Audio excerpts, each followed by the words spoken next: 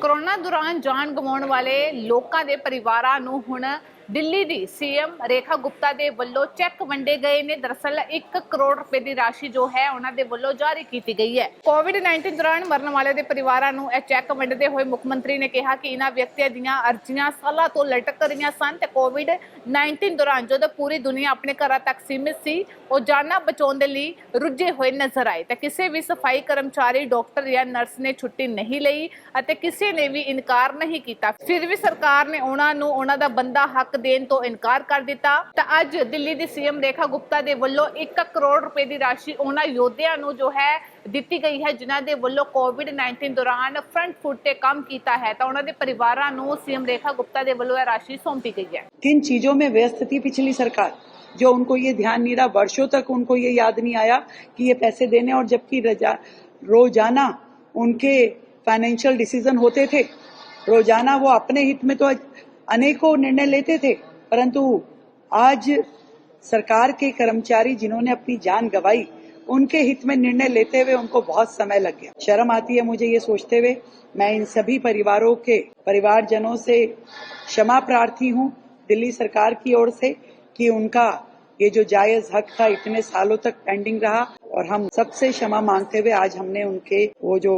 हक का पैसा था वो वितरित किया। कोरोना दौरान जान गवाउण वाले लोकां दे परिवारां नूं हुण ਦਿੱਲੀ ਦੀ ਸੀਐਮ ਰੇਖਾ ਗੁਪਤਾ ਦੇ ਵੱਲੋਂ ਚੈੱਕ ਵੰਡੇ ਗਏ ਨੇ। ਦਰਅਸਲ 1 ਕਰੋੜ ਰੁਪਏ ਦੀ ਰਾਸ਼ੀ ਜੋ ਹੈ ਉਹਨਾਂ ਦੇ ਵੱਲੋਂ ਜਾਰੀ ਕੀਤੀ ਗਈ ਹੈ। ਕੋਵਿਡ-19 ਦੌਰਾਨ ਮਰਨ ਵਾਲੇ ਦੇ ਪਰਿਵਾਰਾਂ ਨੂੰ ਇਹ ਚੈੱਕ ਵੰਡਦੇ ਹੋਏ ਮੁੱਖ ਮੰਤਰੀ ਨੇ ਕਿਹਾ ਕਿ ਇਹਨਾਂ ਵਿਅਕਤੀਆਂ ਦੀਆਂ ਅਰਜ਼ੀਆਂ ਸਾਲਾਂ ਤੋਂ ਲਟਕ ਰਹੀਆਂ ਸਨ ਤੇ ਕੋਵਿਡ-19 ਦੌਰਾਨ ਜਦੋਂ ਪੂਰੀ ਦੁਨੀਆ ਆਪਣੇ ਘਰਾਂ ਤੱਕ ਸੀਮਿਤ ਸੀ, ਉਹ ਜਾਨਾਂ ਬਚਾਉਣ ਦੇ ਲਈ ਰੁੱਝੇ ਹੋਏ ਨਜ਼ਰ ਆਏ ਤੇ ਕਿਸੇ ਵੀ ਸਫਾਈ ਕਰਮਚਾਰੀ, ਡਾਕਟਰ ਜਾਂ ਨਰਸ ਨੇ ਛੁੱਟੀ ਨਹੀਂ ਲਈ ਅਤੇ ਕਿਸੇ ਨੇ ਵੀ ਇਨਕਾਰ ਨਹੀਂ ਕੀਤਾ। ਫਿਰ ਵੀ ਸਰਕਾਰ ਨੇ ਉਹਨਾਂ ਨੂੰ ਉਹਨਾਂ ਦਾ ਬੰਦਾ ਹੱਕ ਦੇਣ ਤੋਂ ਇਨਕਾਰ ਕਰ ਦਿੱਤਾ। ਤਾਂ ਅੱਜ ਦਿੱਲੀ ਦੀ ਸੀਐਮ ਰੇਖਾ ਗੁਪਤਾ ਦੇ ਵੱਲੋਂ 1 ਕਰੋੜ ਰੁਪਏ ਦੀ ਰਾਸ਼ੀ ਉਹਨਾਂ ਯੋਧਿਆਂ ਨੂੰ ਜੋ ਹੈ ਦਿੱਤੀ ਗਈ ਹੈ ਜਿਨ੍ਹਾਂ ਦੇ ਵੱਲੋਂ ਕੋਵਿਡ-19 ਦੌਰਾਨ ਫਰੰਟ ਫੁੱਟ ਤੇ ਕੰਮ ਕੀਤਾ है। तो उन्होंने परिवारों को सीएम रेखा गुप्ता के वलों राशि सौंपी गई है। किन चीजों में व्यस्त थी पिछली सरकार, जो उनको ये ध्यान नहीं रहा, वर्षों तक उनको ये याद नहीं आया कि ये पैसे देने, और जबकि रोजाना उनके फाइनेंशियल डिसीजन होते थे, रोजाना वो अपने हित में तो अनेकों निर्णय लेते थे, परंतु आज सरकार के कर्मचारी जिन्होंने अपनी जान गंवाई, उनके हित में निर्णय लेते हुए उनको बहुत समय लग गया। शर्म आती है मुझे ये सोचते हुए। मैं इन सभी परिवारों के परिवारजनों से क्षमा प्रार्थी हूँ दिल्ली सरकार की ओर से कि उनका ये जो जायज हक था इतने सालों तक पेंडिंग रहा, और हम सबसे क्षमा मांगते हुए आज हमने उनके वो जो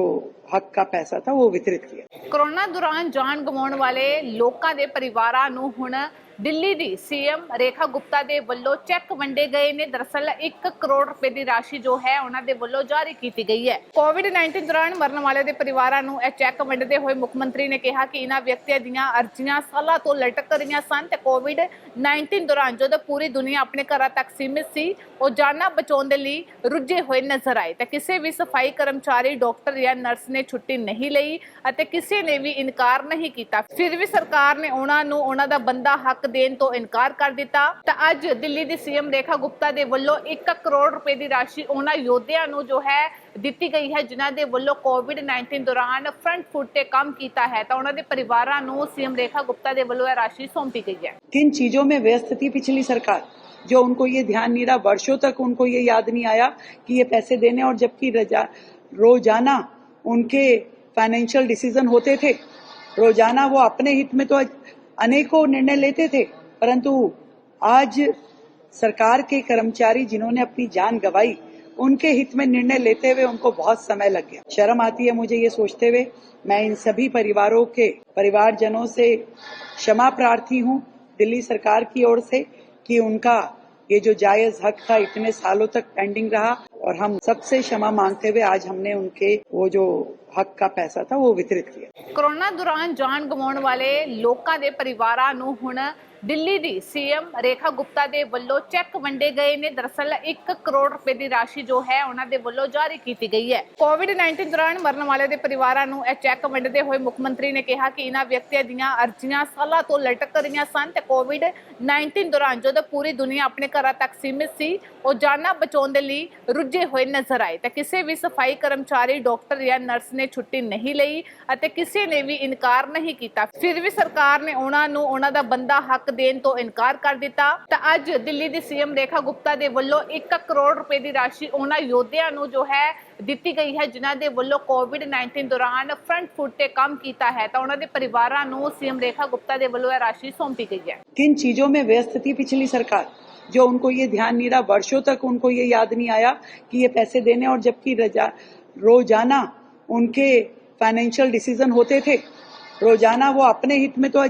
अनेकों निर्णय लेते थे, परंतु आज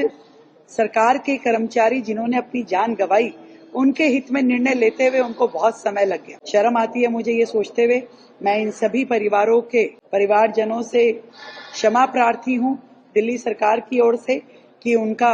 ये जो जायज हक था इतने सालों तक पेंडिंग रहा, और हम सबसे क्षमा मांगते हुए आज हमने उनके वो जो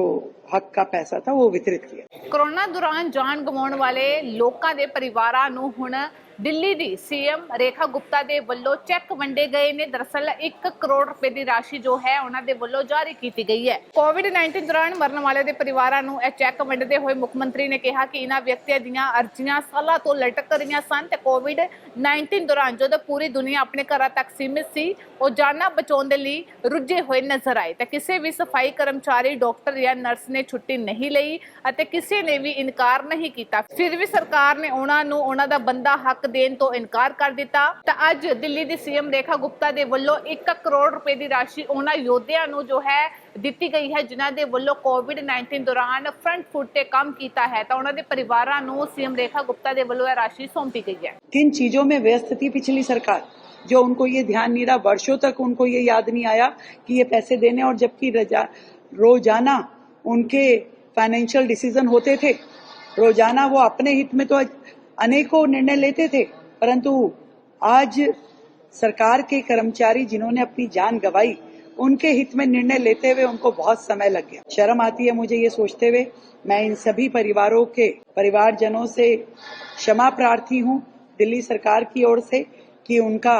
ये जो जायज हक था इतने सालों तक पेंडिंग रहा, और हम सबसे क्षमा मांगते हुए आज हमने उनके वो जो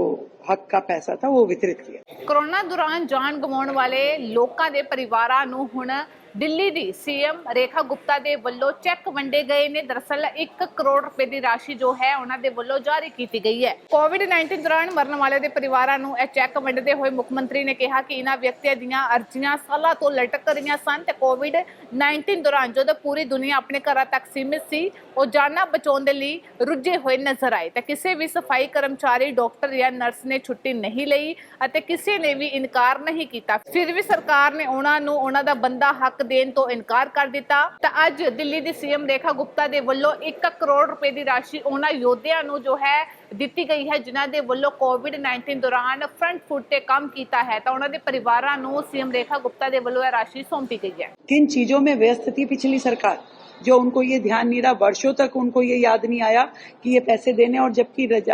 रोजाना उनके फाइनेंशियल डिसीजन होते थे, रोजाना वो अपने हित में तो अनेकों निर्णय लेते थे, परंतु आज